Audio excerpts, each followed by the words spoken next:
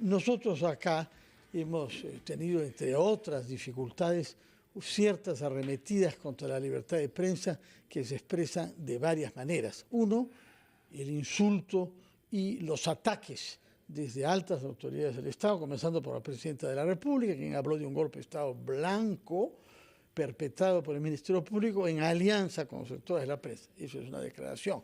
Pero el Congreso hace lo suyo y lo ha hecho votando en primera lectura una ley que agrava las condenas a los casos de difamación y de calumnia, contradiciendo la tendencia mundial a no condenar con cárcel a periodistas o personas que en el ejercicio de su libertad de expresión puedan cometer errores. Hay otras maneras de sancionar eso. Y encima hemos tenido esta ley votada en primera lectura el 13 de marzo pasado, que obliga a los periodistas a que se rectifiquen 24 horas después de haber dicho algo inexacto y que lo hagan durante 3 días sucesivos. Todo el mundo sabe que si hay que rectificarse de algo, que no sucede a todos, decir cosas inexactas pueden herir a alguien, hay que revisar, consultar, llamar, ver. De manera que es una ley que no sorprende si sabemos que ha sido votada por la Comisión de Justicia, presidida por un eminente miembro de Perú Libre, partido que, como sabemos, no cree en la prensa libre y no ha sido consultada con los gremios de las personalidades concernidas ni con la Comisión de Constitución. Por esa razón hemos invitado hoy a Michelle Seger, que es la presidenta ejecutiva de la Sociedad Nacional de Radio y Televisión, para que nos diga su opinión sobre lo que está en juego con la libertad de prensa y de expresión en nuestro país. Muy buenos días, señora Seger. Buenos días, Fernando. Buenos días, muy buenos días, Michelle. Gracias por la invitación. Bueno, has resumido muy bien el proyecto de ley que han aprobado en primera votación en el Pleno. Lo que hay que decir es que hay un patrón de comportamiento del Congreso. El Congreso ya nos tiene acostumbrado a este tipo de proyectos de ley. Hemos visto varias leyes mordaza que felizmente se han quedado en el camino, y esto no es más que una ley mordaza, ¿no? Lo que pretende es amedrentar a los periodistas en su afán de investigar.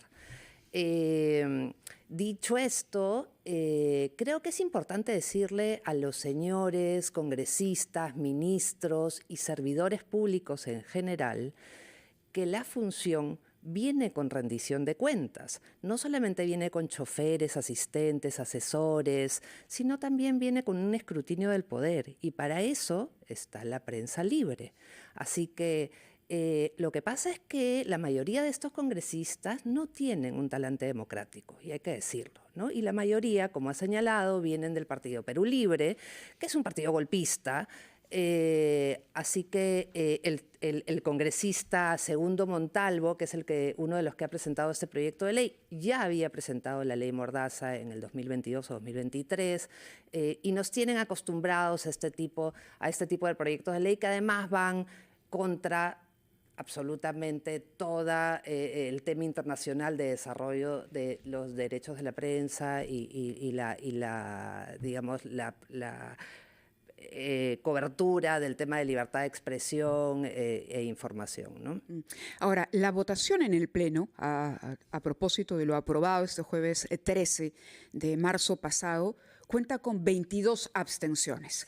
Y sobre ese punto también es interesante hacer un análisis, porque para quienes nos está escuchando, una ley como esta uno la piensa, la reflexiona y decide. O está a favor o está en contra. Pero la abstención es una carta que uno saca cuando no tiene idea realmente de lo que va a votar, o prefiere no decir que sí o que no con claridad, para colocarse en una suerte de limbo que le sirva de excusa luego cuando alguien le reclame por el voto emitido. Exacto. ¿Qué pasa con esas bancadas?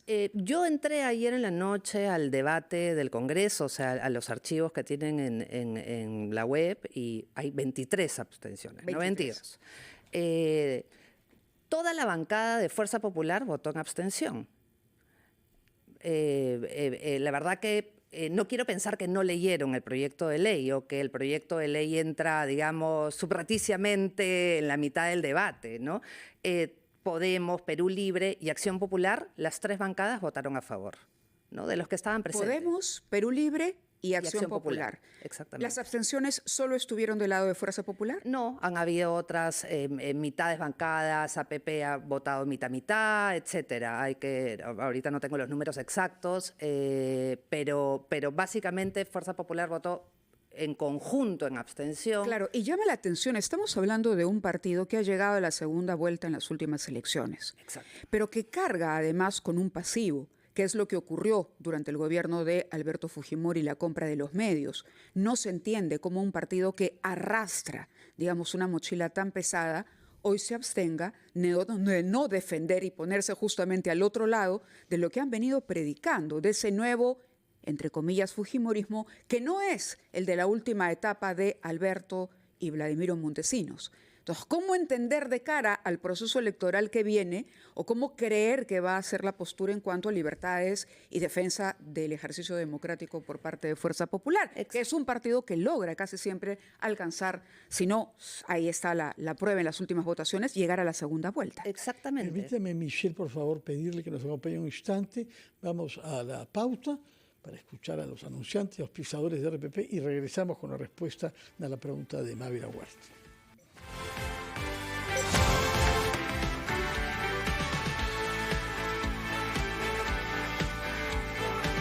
Son las 8:19 de la mañana. Retomamos ampliación de noticias conversando con Michelle Seher, presidenta ejecutiva de la Sociedad Nacional de Radio y Televisión, con relación a estas leyes votadas en el Congreso para elevar las sanciones contra el ejercicio periodístico, cuando ya la ley es bastante clara y creo yo bastante dura.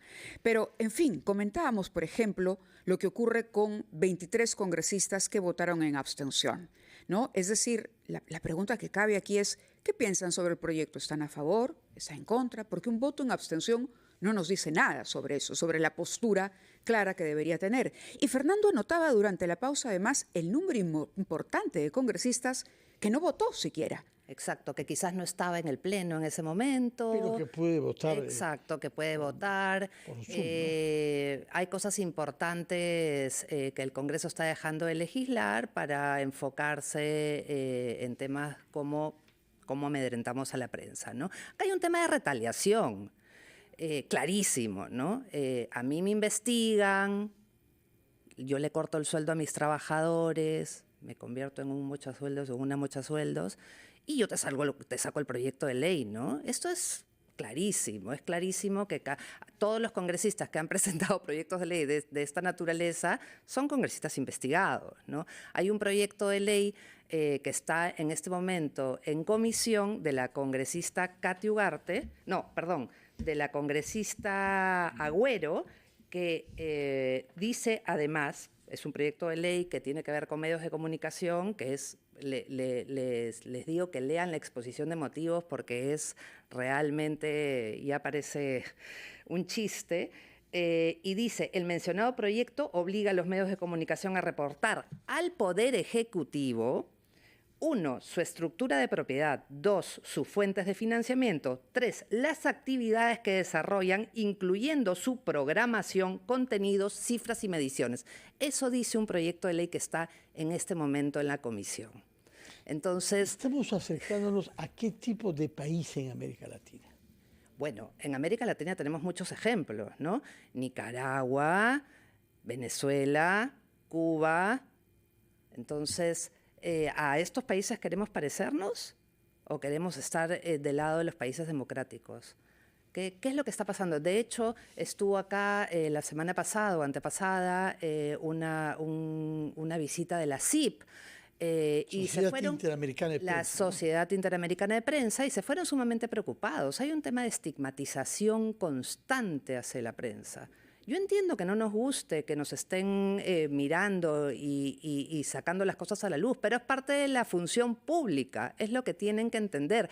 La función pública no es un cheque en blanco. Yo no voto y te doy un cheque en blanco para que tú hagas lo que se te da la gana. Tampoco hay monarquía en el Perú. Es decir, no somos una monarquía, somos una democracia. Exacto. A propósito de ello, leíamos temprano en el diario El Comercio esta idea que hay para que pueda uno de los vehículos o los vehículos asignados a la presidencia, conocidos como el cofre, incluso pernoctar, pasar la noche fuera de palacio, es decir, cambiar las reglas para flexibilizar el uso de los recursos públicos para quien ocupa un cargo de esa naturaleza. Y por el otro estamos viendo que, como bien dices tú, no se termina de entender que el papel de la prensa es obviamente fiscalizar, incomodar al gobierno, pero con pruebas. Y eso no es fácil. No es que uno salga simplemente a lanzar tomates. Uno tiene la obligación fundamental de hacer, y la ley, antes incluso de la aprobación de esta norma, ha sido bastante dura con la prensa y se ha querellado y están siendo querellados muchos periodistas. Ahora, ¿cuál es la respuesta adecuada, Michelle, de los medios de comunicación? Porque lo que vemos también en los medios de comunicación, siendo autocríticos, es que hay de pronto una crisis a partir de la revolución digital, y que realmente enfrentamos, por un lado, este tipo de ataques, pero por el otro también cómo se paran los medios tradicionales que hemos visto no han sabido del todo adaptarse a esta nueva revolución digital.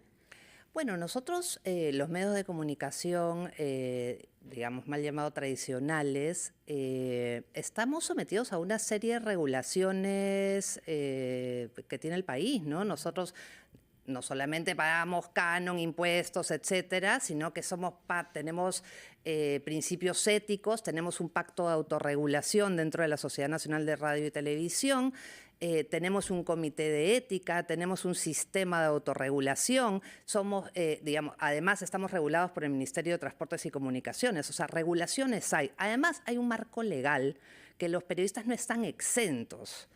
Si alguien considera que ha sido difamado, puede perfectamente ir al sistema judicial.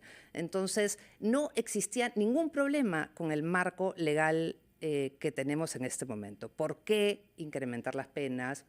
¿Por qué incrementar las reparaciones civiles? Y además le da la potestad a un juez penal a darle una reparación al querellante, cosa que eso no existía. Lo que se quiere es amedrentar otra vez, ¿no? El tema digital, efectivamente en algún momento vamos a tener que empezar, en vez de estar debatiendo cómo amedrentamos a la prensa, vamos a tener que debatir algunas otras cosas. El debate de la regulación de los medios digitales o de las redes, del uso de redes sociales, ya es un tema global. Es un tema que está en el mundo, que se debate hoy en el mundo. De hecho, la Unión Europea ya tiene una ley que, digamos, pone un marco de actuación que se llama el Service Digital Act, que tiene que ver con transparentar el algoritmo, más que un tema de regulatorio, es un tema de transparentar el algoritmo y la mayoría de países del mundo están ya legislando en ese sentido, ¿no? Ahora, yo quisiera volver a la manera como esta ley ha sido sacada adelante, como ha sido subrayado, con tan baja votación, en primera lectura, sin debate ni consulta con especialistas ni con los actores concernidos, pero por el señor Isaac Mita, cuyo jefe de partido secretario general es un hombre prófugo de la justicia. Y tenemos que recordarlo una y otra vez acá. Y tenemos que recordar que ese señor sigue mandando tweets, entre otras, la semana pasada, defendiendo al ministro del Interior, que se supone que debe perseguirlo y buscarlo. Y es una realidad de la que hay que hablar. Ahora, el ideario de Perú Libre, aquel con el que se eligió a Pedro Castillo en el 21, claramente toma postura contra el pluralismo de la prensa, que es lo propio de una democracia, que hayan diversos órganos, cada uno con sus matices y con sus capacidades. No hay una verdad única, todos buscamos hacer lo mejor posible para acercarnos críticamente a los hechos y que los que nos escuchan o nos leen tomen posición. Pero si el señor Mita es presidente de la Comisión de Justicia de un partido que tiene como jefe a un prófugo y que no cree en la libertad de prensa, no nos sorprende que haga este tipo de proyectos. Lo que sorprende es que otros partidos, como usted dice, democráticos o con aspiraciones de presentarse como tal, respalden esto.